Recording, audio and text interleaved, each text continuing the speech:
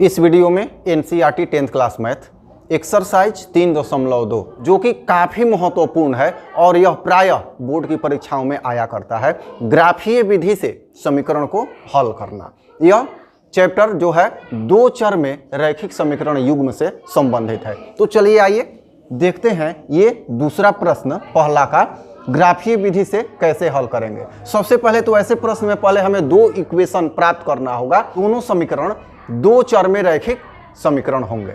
आइए देखते हैं। यहाँ है 5 पेंसिल तथा 7 कलम का कुल मूल्य 50 रुपया है। फिर दूसरे कंडीशन में दिया हुआ है 7 पेंसिल तथा 5 कलम का कुल मूल्य 46 रुपया है। तो ये दो शर्त दिए हुए हैं। प्रत्येक ग्राफीय विधि में आपको दो शर्त मिलेगा और दोनों शर्त से दो समीकरण ज्ञात करना होगा।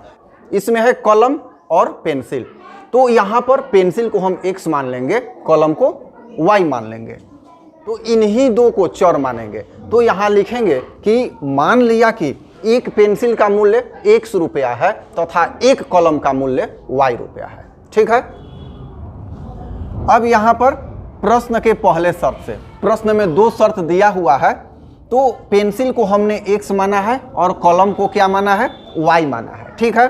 तो पहला शर्त है 5 पेंसिल तथा 7 कलम का कुल मूल्य है 50 रुपया, अर्थात 5 यहाँ पर पेंसिल तथा 7 कलम खरीद रहे हैं तो 50 रुपया लगता है। तो यहाँ पर 5 गुना पेंसिल जोड़ 7 गुना कलम बराबर कुल कितना लग रहा है, 50 रुपया। तो इक्वेशन बन गया 5 पेंसिल को क्या माने हैं, x माने हैं, प्लस 7 कलम को क्या माने हैं, y माने हैं, बराबर 50। ये पहला समीकरण। दूसरा शर्त देखते हैं 7 पेंसिल और 5 कलम। तो 7 गुना पेंसिल जोड़ 5 गुना कलम बराबर 46 रुपया। ये कितना लग रहा है, 46 रुपया लग रहा है। तो हो जाएगा 7 पेंसिल को x माने हैं और 5 कलम को y माने हैं, बराबर 46। Equation number 2। अब यहाँ पर हमें दो समीकरण प्राप्त है। ठीक है। दो समीकरण जब प्राप्त है तो दोनों समीकरण के लिए दो दो हल निकालेंगे। यहाँ दो दो हल निकालेंगे जब x बराबर यहाँ पर रख देंगे 3, x बराबर इसमें 3 पुट करते हैं तो देखिए क्या परिणाम निकलता है। तो x बराबर हम 3 रख रहे हैं तो 5 यहाँ हो जाएगा गुणा 3। ध्यान से देखिएगा, हम इसीलिए यहाँ हटे हुए हैं। 7y बराबर 50। दूसरे स्टेप में हो जाएगा 7y बराबर 50, ये 5 तिया 15 माइनस हो जाएगा 7y बराबर 35 हो गया। यहाँ लिख देंगे y बराबर 35/7, ये कटेगा 5 से, तो हो गया y बराबर 5। तो यहाँ पर देख रहे हैं कि x बराबर 3 रखते हैं तो y बराबर कितना आया है, 5 आया है। x बराबर रखते हैं 3 तो y बराबर कितना पहले समीकरण में 5। और ये दोनों समीकरण का यहाँ पर हमने डाटा बना दिया है। इसी पे ग्राफ खींचना है। तो बिंदु और ज्ञात करेंगे। यहाँ लिखेंगे जब x बराबर -4।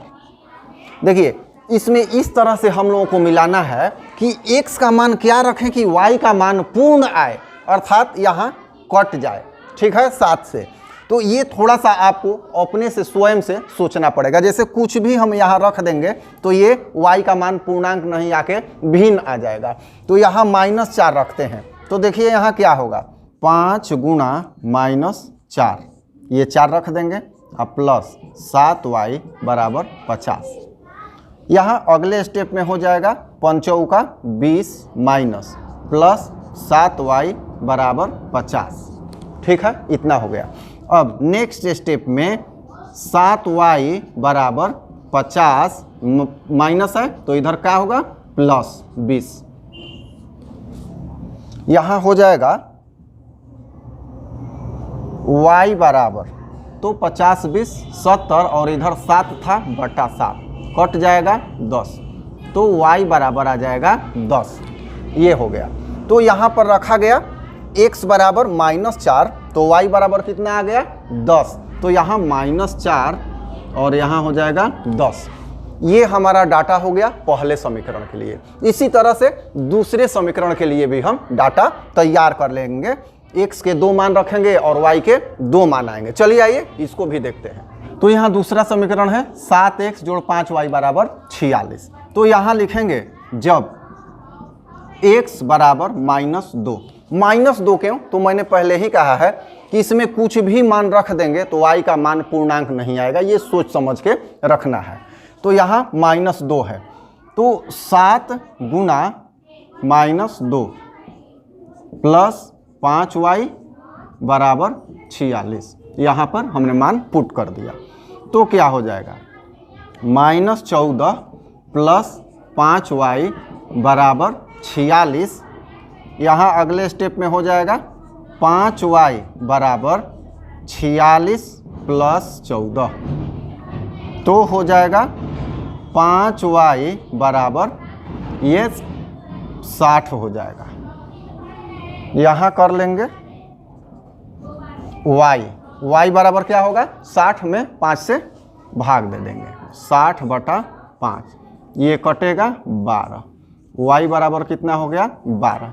तो हम देख रहे हैं कि x बराबर -2 रखते हैं तो y बराबर 12 आ रहा है। ये है x, ये है y। -2 रखते हैं तो y का मान 12 आ रहा है। अब रखते हैं जब x बराबर 3 रखा जाए, इसमें x की जगह पर 3, तो y का क्या मान आ रहा है ये देखा जाए। तो x बराबर 3, तो 7 गुना 3 जोड़ 5 y बराबर 46। यहाँ हो जाएगा ये 17 का 21, तो 5y बराबर 46 माइनस 21, ये 17 का 21 उस साइड चला जाएगा। क्या हो जाएगा y बराबर 46 में से 21 घट गया, कितना बचा 25 और बटा ये 5 है, गुणा तो यहाँ 5 हो जाएगा। तो y बराबर क्या हो जाएगा 5 हो जाएगा, कट जाएगा ये 5। तो हम देखते हैं कि जब इसमें x बराबर 3 रखते हैं तो y बराबर कितना आता है 5। 3 पर 5 आ गया। तो ग्राफ के लिए हमारा दोनों समीकरण का 2 डाटा यहाँ मौजूद हो गया। अब हम ग्राफ खींचने के लिए स्वतंत्र हैं। तो चलिए आइए देखते हैं ग्राफ पेपर पर देखा जाए कि ग्राफ कैसे खींचेंगे। एकदम बिल्कुल क्लियर आप यहाँ पर देखें। ये बोर्ड पे संभव नहीं है क्योंकि यहाँ पर ग्राफ मौजूद नहीं है और ऐसे लाइन खींच के बनाने से आपको बेस्ट कॉन्सेप्ट नहीं मिल पाएगा। तो चलिए यहाँ मैं पेन और पेपर पे आपको वीडियो बना के आगे दिखा रहा हूँ कि कैसे ग्राफ खींचेंगे। इस प्रश्न का अब ग्राफ हम लोग ग्राफ पेपर पे खींचना सीख लेते हैं क्योंकि एग्जाम में आपको ग्राफ पेपर ही मिलेगा। तो समीकरण 1 में दिया हुआ है xy 3 5 और -4 10 और दूसरे समीकरण में क्या दिया है 3 5 -2 12। अब देखिए इसमें ध्यान रखने वाली कौन सी बात है, y में सबसे बड़ी संख्या कौन सी है 12।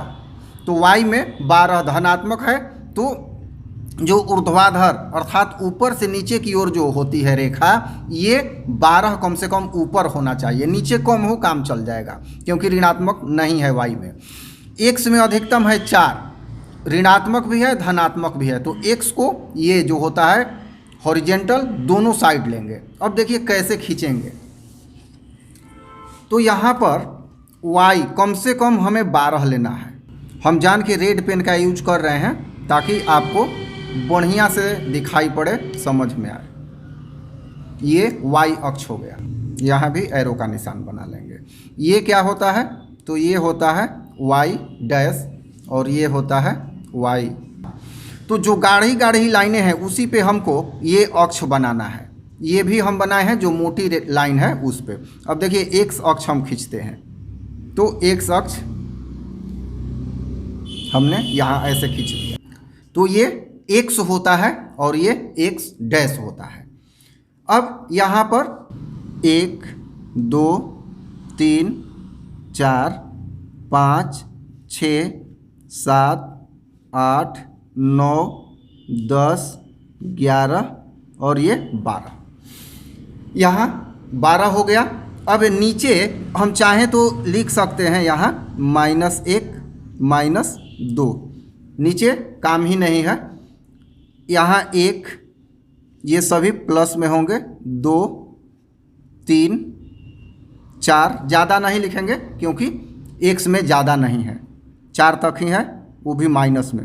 -1 -2 -3 -4। पॉइंट क्या है? तो समीकरण 1 के लिए x बराबर 3 y बराबर 5। अब देखिए इसमें x बराबर है 3 y बराबर 5, तो x बराबर 3 +3 है, y बराबर भी +5 है। तो ये जो लाइन है ऊपर की ओर जा रहा है और y बराबर क्या है? 5 है, तो 5 वाली ये लाइन है। ध्यान दीजिए ये दोनों लाइन इस पे कट रहे हैं, तो यहाँ पॉइंट बना देंगे ये, और इसको हम 3,5 का नाम लिख देंगे,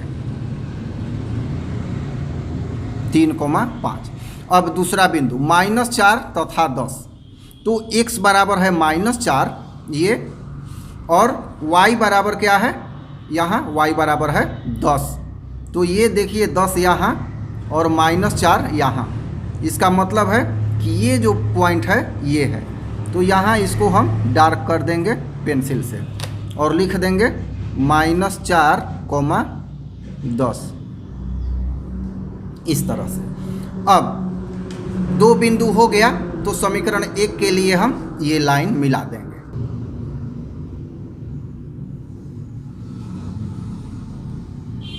ये हो गया, यहाँ एरो का निशान दे देंगे, ये प्रदर्शित करता है कि ये आगे भी अभी बढ़ रहा है। तो ये हो गया। ये समीकरण कौन सा समीकरण था ये? तो ये समीकरण था 5x + 7y = 50। ये पहला समीकरण का ग्राफ हो गया।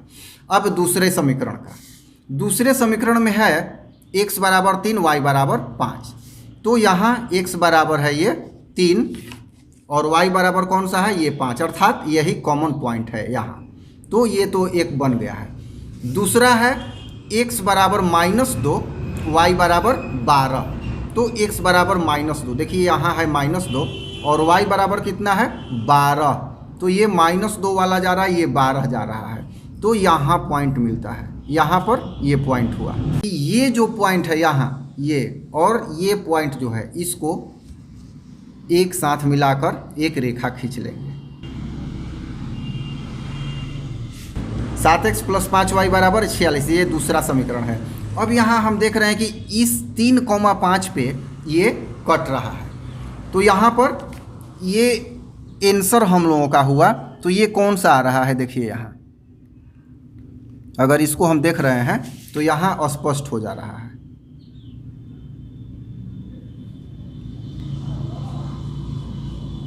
ये हम लोगों का आंसर हो गया। ये हमने आपको दर्शाने के लिए इस तरह से किया है डॉटेड लाइन। तो ये कटान बिंदु, यहाँ पर कटान बिंदु क्या है? कटान बिंदु यहाँ आया है 3,5, तो पहले x होता है बाद में y, तो x बराबर क्या हो गया? 3 और y बराबर क्या हो गया? 5 हो गया। अब यहाँ हम देख लेंगे कि हमने क्या माना है प्रश्न में। तो हमने क्या माना है? x बराबर क्या मान लिया गया है? पेंसिल,